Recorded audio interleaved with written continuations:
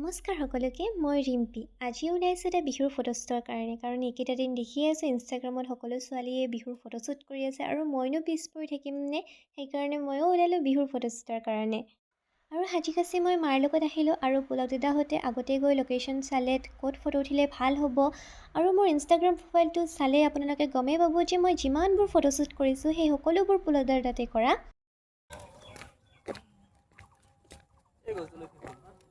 হ'ব ৰ'বা।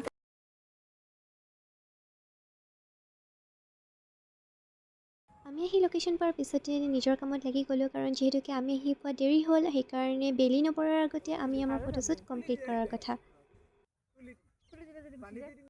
আৰু এই নাওখনত প্ৰথমতে উঠাৰ সময়ত ভয় লাগিছিলে, কিন্তু পিছত কিবাকৈ মেনেজ কৰি ল'লোঁ। আৰু এই ফটোবোৰ আৰু ভিডিঅ'বোৰ আপোনালোকে মোৰ ইনষ্টাগ্ৰাম আৰু ফেচবুক পেজত দেখিবলৈ পাব। আপোনালোকে মৰম দিব বুলি আশা থাকিল। আজিৰ ভিডিঅ'টো ইমানেই আছিলে। আজিলৈ আহিছোঁ, বাই বাই।